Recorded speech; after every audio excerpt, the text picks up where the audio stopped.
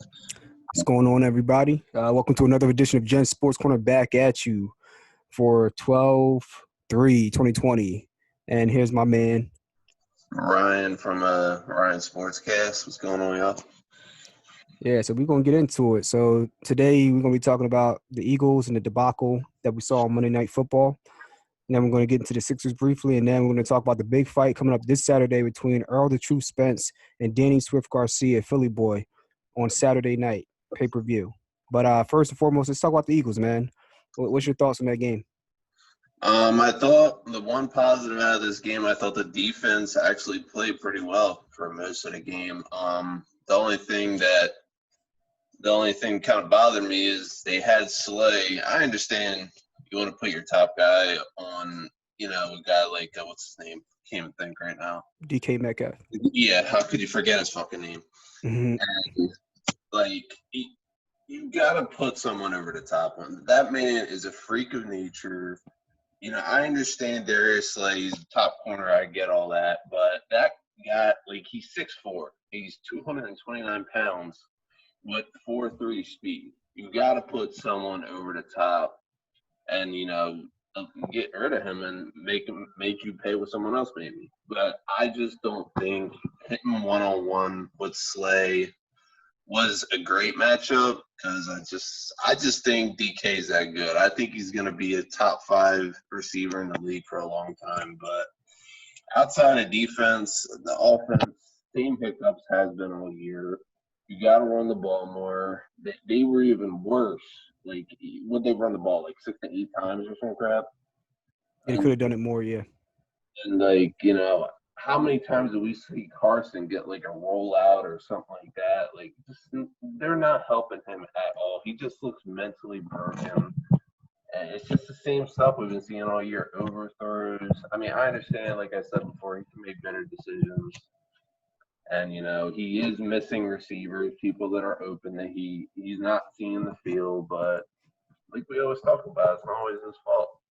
The coaches, I believe the coaches need to coach this up better. And I'm just not a fan. I just don't believe it's all on him. I'm not going to give up on him yet. I think if we get a offensive coordinator in here, I believe he would do a better job. So I truthfully think we need an offensive coordinator, truthfully. We don't have an offensive coordinator right now, correct? Yeah, it's all done. Right. So I think it's a little too much on his shoulders.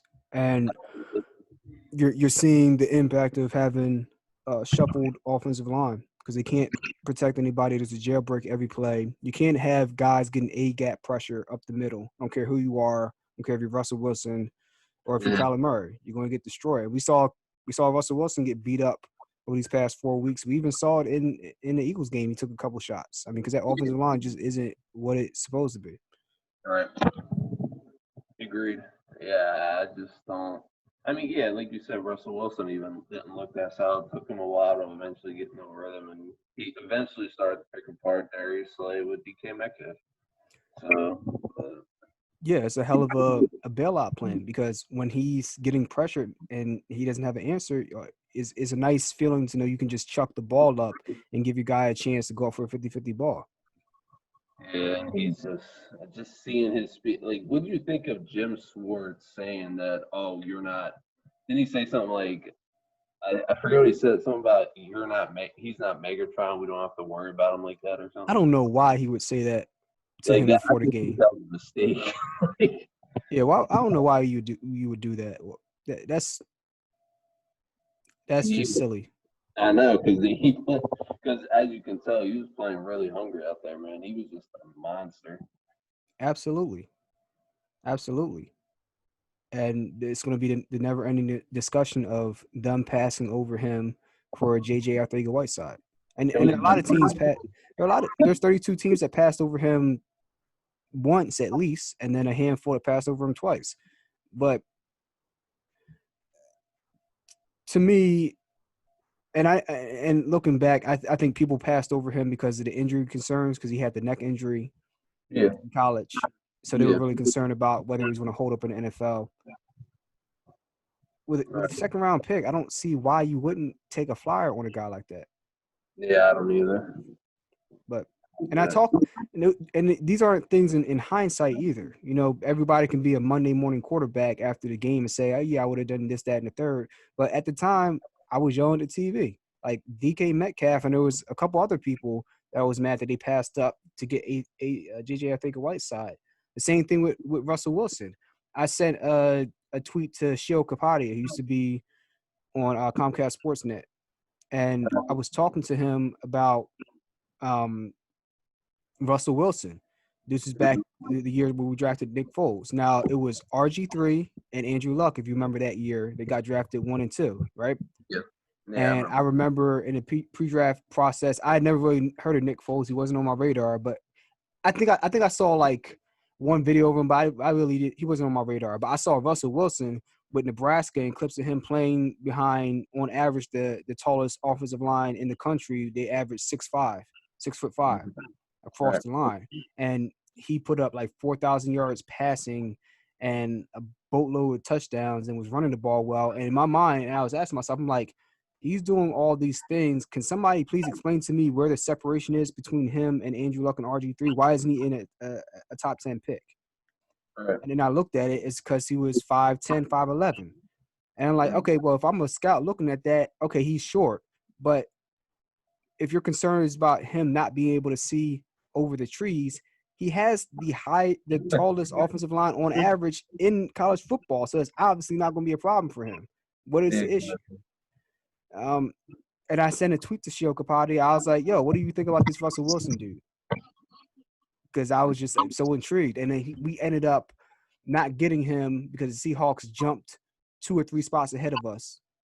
Mm-hmm. They jumped 2 or 3 spots ahead of us, or they were sitting 2 spots ahead of us and took Russell Wilson right before we were able to get him. And then we picked Nick Foles.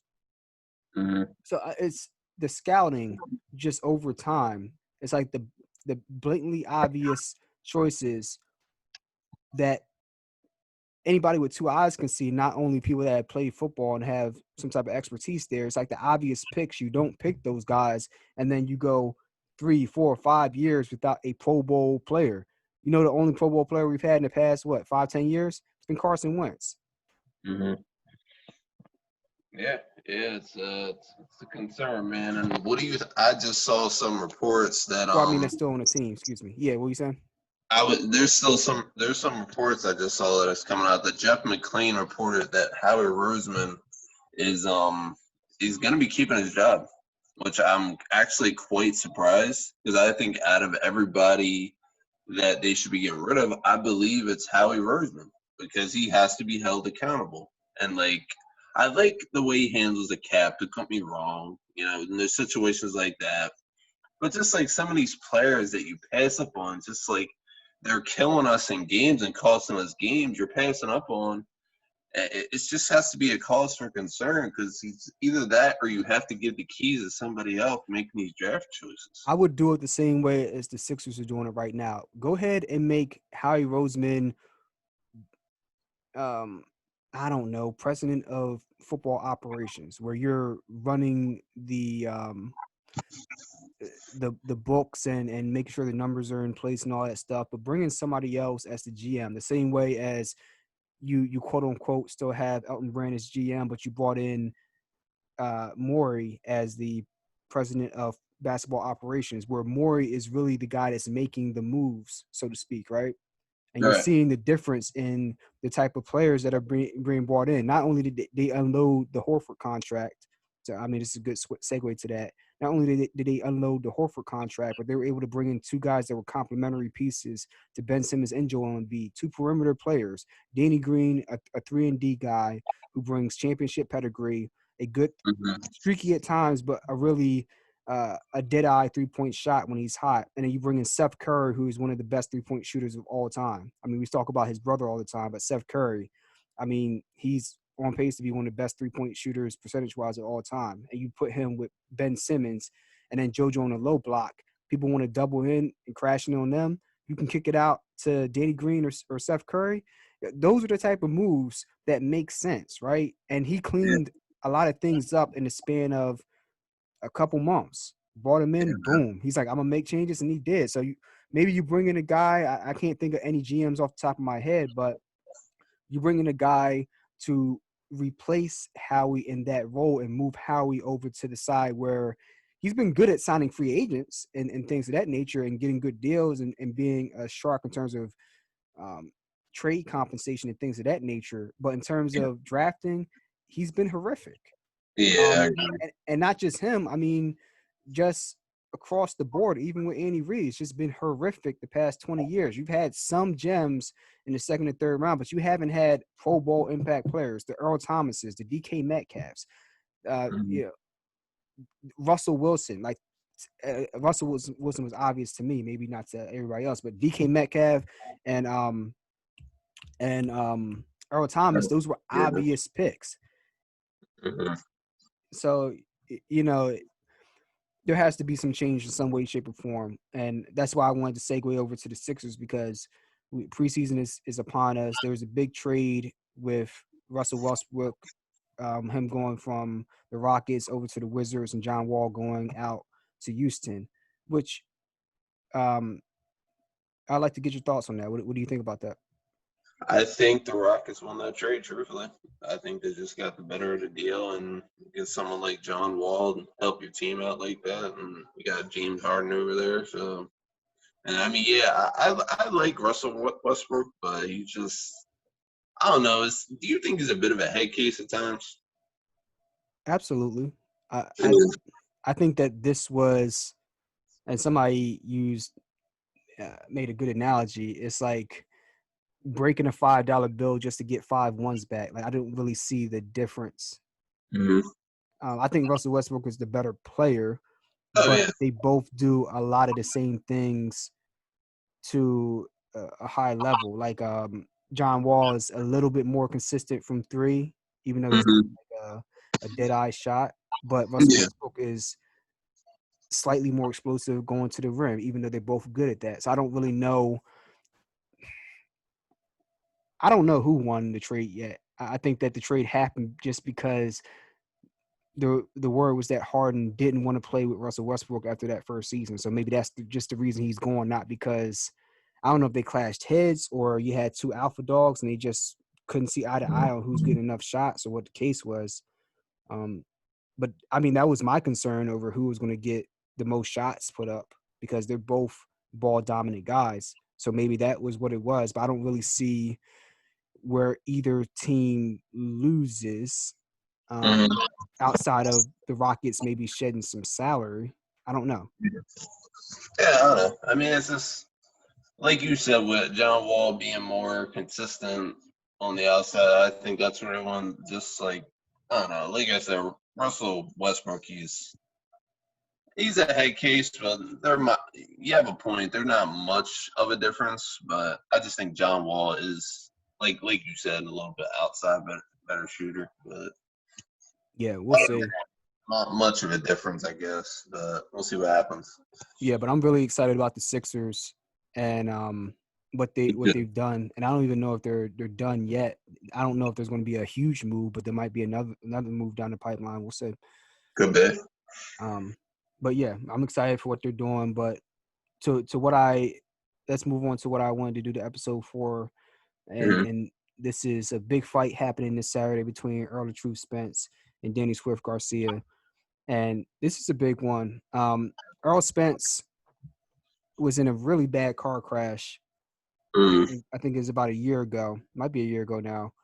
Um, he had just come off a big win. Who was it against? Against Sean Porter. Came off, yeah. So he had a big win against Sean Porter, split decision to keep his WBC belt and the IBF belt. Um, back in September last year of 19, and then I think he got into the car crash like maybe a month after that. Like and it was a bad one. Car flipped over. I think he got thrown out the front window, Oh man. and the news came out that somebody got in a real bad car crash, and then it slowly came out that it was him. And now that they're doing the lead up to the fight, like they're showing like pictures and stuff of the accident. He was really jacked up, and to Yeah. see him come back to this point to not only be able to box but to be able to compete at a high level and be fighting a guy like Danny Garcia, like this is not a tomato can. You're talking about a guy who's 36-2 with 2 losses, and both of those losses were against the creme de la creme at welterweight at 147, and they were close losses. Some would debate that he won one, if not both of them. So you're talking about a guy that is coming in. He was the boogeyman of the division. He maybe still is, in Errol Spence, trying to have a comeback fight in his first fight back against a guy that has the power and the skill to win against him. Yeah. So let me go ahead and give you the tale of the tape. First, you have the champion at 147, the WBC and the IBF welterweight champion Errol the Truth Spence. He is 36. He is 26-0 with 21 knockouts. 30 years old. 5'9", 72-inch reach from DeSoto, Texas. That's where he's repping right now. Born in Long Island, New York, but repping DeSoto, Texas. And then you have Danny Swift Garcia. That's a Philly boy. Shout out to Puerto Rico, Philly boy, 36-2, 21 knockouts. And he is 32, 5'8", 68.5-inch reach. Born and raised in Philadelphia, Pennsylvania. So that's the matchup right now, and both belts are on the line. So it's a huge fight. It's 2 out of 4 belts on the line. I mean, yeah, that's huge, man. I mean, especially considering the records, they're pretty close to evenly matched. You said what was he, 26-0? You said? Yeah, Errol Spence is 26-0. Danny Garcia is 36-2. Yeah, it's pretty close to even. I think that's going to be a very good fight. That should be very interesting to watch. How much is the event? The event is $75 on pay-per-view. Mm. Yeah, I might be interested to watch that, man. That sounds like it's going to be good. So a lot of the times you have guys that are quote-unquote big names, and you see the records and they're like, yeah, they're 40-0, or they're 35-0, they're 50-0 with 40 knockouts. But then you look at the resume and what is the quality of opponents that they have. Sometimes they match up to the record. Sometimes it's a whole bunch of tomato cans. And in this case, there's not any tomato cans on the records. For damn sure, not with Danny Garcia. So I like to look at the last 5 or 6 fights that the fighters had to see what level of competition they've been fighting. Yeah. If you look at Danny Garcia, absolute monster at 140 pounds. He was undefeated, had one, if not multiple titles. I mean, had knockout power. That left hook is just vicious. And then he went up to 147, and he's had some mixed results, but it hasn't been from lack of talent on his part. So his last 5 fights, he had one against Keith Thurman. Keith Thurman had the WBC and the WBA titles at the time. Mm-hmm.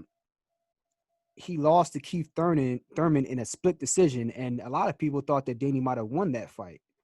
And Keith Thurman was 27-0 at the time. They call him Keith one-time Thurman. 27-0, probably had like an 85% knockout rate. I mean, like, Keith Thurman's the real deal. Like, he's the goods.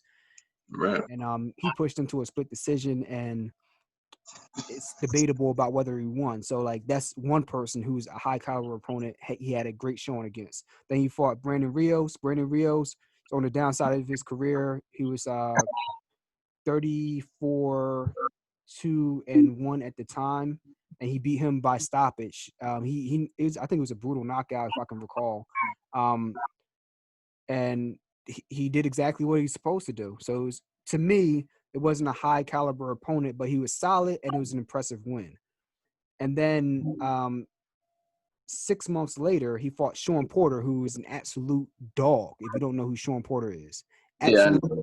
Yeah, you know Sean Porter. Yeah, I know him. Yeah, absolute pit bull. Sean Porter was 27-2-1 at the time. He lost by unanimous decision to Sean Porter. And I mean, me personally, I thought that Sean won, but there were a lot of people. It was a mixed reaction in terms of the crowd. It was a close fight. I thought Sean won, but he had a very good showing against Sean Porter. It was a great fight. Sean Porter came out and showed that he was a boxer. We didn't know that about Sean Porter before.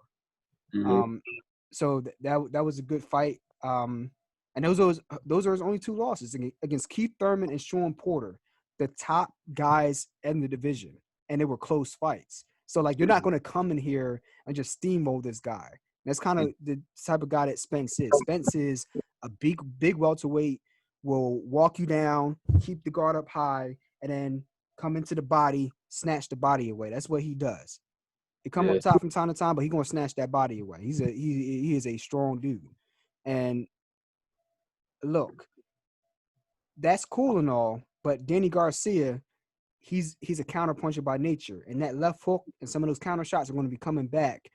And Errol Spence before the accident, maybe he eats those shots. After the accident, we don't know because we ain't seen him fight yet since it. So, what do you think about some of those things that I mentioned? It's all interesting stuff. I'm not a huge, I don't know much about boxing. I just know it sounds like, from what you're telling me, losing to, two cream of the crop guys, it's going to be a fairly interesting, great match. And I think it'll be well worth the $75 to purchase it, because it's, that's going to be big, consider what, how many knockouts did he, I knew it was 26-0, but how many knockouts did he have? Spence is 26-0 with 21 knockouts. Yeah, it's pretty good. And he's won up some pretty good competition, right? Yeah, he had a really big stoppage against Kell Brook. I don't know if you heard of the fight not this week, but the week before. Kell Brook fought Terrence Crawford. Terrence Crawford is one of the other big dogs at welterweight. Terrence Crawford is pound for pound one of the top guys across all weight divisions, right? And he was able to stop Kell Brook by knockout. Kell Brook, a few years ago, Kell Brook was undefeated, one of the top guys at welterweight, and when Mayweather retired, he fought Andre Berto. Andre Berto was 3-3, really kind of on the downside of his career after a couple of tough losses, and he chose to fight Andre Berto instead of fighting Kell Brook. Mayweather had 3 of the 4 titles. If he would have fought Kell Brook and won that fight, he would have been undisputed champion. What better way to go out, right? Than being undisputed champion 147. I'm not saying that to rag on Mayweather. I'm saying all that to say that maybe that was a fight that he avoided because Kell Brook was an absolute monster at 147 at the time. And I don't necessarily even blame Floyd for, at that age, not wanting to take on that challenge against a guy that's really good. So, and Kell Brook lost to Triple G. Do you know who Triple G is? Triple G, I do not know. Triple G had 2 big fights against Canelo Alvarez over the past 3 years. But Triple G was boogeyman at 160. Just everybody was just avoiding him like the plague. Gennady Golovkin from Kazakhstan, he was boogeyman. And Kell Brook, nobody wanted to fight him, but Kell Brook came up from 147 to fight him. It might have been at 154 or 160. I can't remember. He came up to fight Golovkin. Nobody wanted to fight this dude, but Kell Brook was like, I'm a bigger welterweight. I can make the weight. I want to fight him. I want to show. And he ended up losing the fight. He got a broken eye socket from that fight.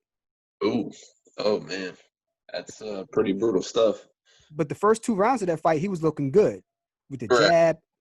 He's a excellent fighter, and a guy of that caliber is the only guy that would have had the balls to step up against somebody, not just at the weight division, but somebody who everybody was running, just avoiding like the plague. And so he lost to him, and then he came back healthy, so to speak, and then fought Errol Spence. I believe at 147, for the IBF belt. He was 36-1 when he fought Errol Spence. That one loss was to Golovkin, but he was 36-1 at that point. Nobody was beating Kell Brook. And I think Errol Spence was getting chipped up in the first half of that fight. And then from round 5 or 6 on, Errol Spence was able to walk him down and then beat him by knockout. And he ended up breaking the other eye socket. And Kell Brook lost his IBF belt to Errol Spence that night. That's that's pretty crazy. You know what I mean? So like to get the first belt that Errol Spence got, he went through one of the best guys at the division at the time. You know what I mean? So he has been battle tested. Like that was the first, because everybody's like, okay, you're undefeated, you're knocking people out, but who you fought, dude? And then you fight Kell Brook and not only beat him, but beat him by stoppage. Highly, highly impressive. He fought another top-notch opponent in Lamont Peterson, who was 35-3-1 at the time. Right. Got a decision in that one. And then he fought Mikey Garcia, who I thought was a little bit small because Mikey was 39-0. He jumped up 2 weight divisions to fight Errol Spence. Mm-hmm. He jumped up from 135 up to 147. Right. Yeah, which is like insane. Jeez. Man, that's crazy. And he ended up losing. Like Errol Spence dominated that fight and showed that, he was the better fighter. They both had the same skill level, but he won because he was bigger. So to me, that showed me that he has the skill to go along with just being a big dude. Like, because if he was just a big dude, a little dude, the odds are against you, but you could still chip a big guy up if he's just not skilled. Right. You know what I mean? And then he had a fight against Sean Porter last year before the car accident. So he's had a nice little string of fights here against some top opponents. Yeah. So I think this is going to be a crazy fight. I think it's going to be a great fight. As long as that car accident didn't mess him up too much, I think it's going to be pretty close to an epic fight, truthfully. Just from the competition that both sides has had, that's going to be real interesting to see, how they match up. Exactly. So as I always do with these things, I like to go down a list of attributes and then I give my prediction. So first off, we look at both of these guys' speed. I would give the speed advantage slightly to Danny, but Earl is faster than people give him credit for. I think Danny, I give the speed advantage to Danny, but slightly. Next, I'll go with power. Power, I have to go with Errol Spence. He has that thudding power. Like when he hits you, it's just like an axe hitting a tree. Right. Like it's just thudding, and it just over time it just wears you down. Danny has good power, but I think he had better power at 140. At 147, he has good power, but not that flash KO power. Mm-hmm. I don't know if Errol Spence has flash KO power, but he has that I will walk you down because I'm the bigger guy type of power. So I'll give that to Errol Spence. In terms of ring IQ, that's a wash for me. I think it's a draw there because Danny Garcia is a phenomenal counter puncher, but Errol Spence, though he walks forward with that high guard and he'll take some shots, he really has excellent hand placement. Excellent hand placement, catches a lot of shots from the glove, and he'll, you know what, and he'll go to the body and he'll take a shot to give one. So next up, defense, I'll give to Danny. Just because Danny is more defensively responsible for sure. Danny is clearly the better defensive person, but Errol Spence, the ring IQ is up there. He knows which shots he wants to take and which one he doesn't to deliver one. And then lastly, I'll go with ring generalship, and I'll give that to Errol Spence. I think that Danny at times can get caught up in trying to throw 1 or 2 shots at a time instead of letting his hands fly. Whereas Earl, he'll cut the ring off and he'll throw combinations together and go high and low with the shots. So I give ring generalship, which I think is hugely important. I give that to Errol Spence. And then X Factor, I give it a tie because we don't know if Danny Garcia has that flash KO power at 147, but we also don't know what Errol Spence is going to look like after this car crash. Like, he might look good, but is he going to have the same punch resistance? Like things like that.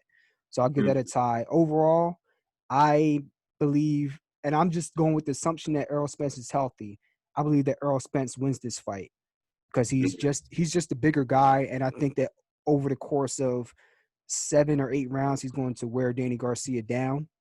But in terms of like the back and forth, I think it's going to be a lot of action in those first 4 or 5 rounds. Like you're going to see a lot of shots traded.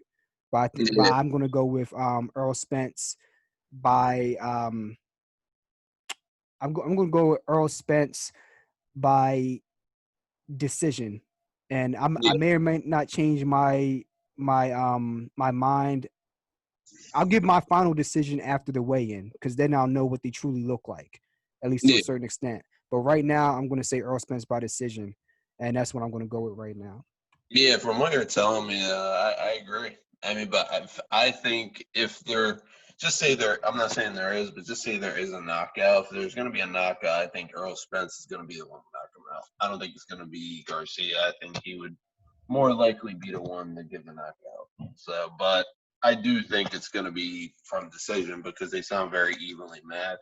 And I just think it's going to be a good fight, and it's going to come down to that to a decision. But like I said, could come to a knockout. If it does, it's probably going to be in Spence's favor. Yeah, if I were you, I would definitely, if you're just chilling bored, check out some highlights from both of them, man. They definitely got a lot of knockout clips and a lot of good clips, man. Yeah, I have to check him out. Yeah, but that's my thoughts on that. I'll probably put out another video on I'll probably go live on Friday or Saturday, probably prior to the fight, because I'm definitely gonna check this fight out. So I might go live on Saturday before the fight and give my final prediction because when the guys come in for the win, it tells you a lot. Sometimes guys come in and they look big, and you're like, oh, they're gonna be a problem. Or sometimes they come in and they look drained, and then you have to say like, whoa, they can't put that water weight on quick enough to be healthy on fight night. So like little things like that. You know Oh, what I mean? absolutely. So that's my thoughts on it. And then we'll be back again for NFL Week 13. There's a lot of big games coming up, and Yeah, especially with COVID going around and things getting games getting moved around and rescheduled. We have a lot to talk about there. yeah, football on a Wednesday. I That's know 2000. that was crazy. That's 2020 for you. Yeah, yeah. The Ravens are playing on Tuesday again this week, so I mean, it's just like Yeah, it's weird, man. and I think there's two games on Monday. One of I think's the football team's playing the Steelers. Yeah, one at 5 o'clock and then one at the regular time, right? Or eight Yeah, or something like that. yeah, 5 o'clock and then 8:15. Yeah, hopefully they keep the positive tests down to a minimum. Yeah, I think they can do a better job, but I mean, I guess they're just making way with what they're doing. But I don't think they're doing too great of a job, but I don't know. What do you think? I think they're doing the best they can with not having the bubble concept. Yeah, yeah, that's how I see it. But it is what it is. We'll talk about it more come Sunday, man. All right, man. All right, so I appreciate you coming on for this episode, and hopefully I was able to parlay a little bit of my information on boxing to you, man. Oh, absolutely, man. It was fun. Oh, by the way, I don't know if you're on GTA or not, but I just got my bunker and I got my mobile operations center. So what I mean, if you have GTA, which you probably don't, I do. hop on it, man. Yo, I got the DeLorean, I got the missiles. Yo, Oh, I shit. just holler at me, man. It's about to get real, man. I need somebody to run these operations with, man. I'm trying to build my empire. Oh, I'm your guy for sure. All right, man. I'll be in touch, big guy. All right, brother. Till next time. Peace.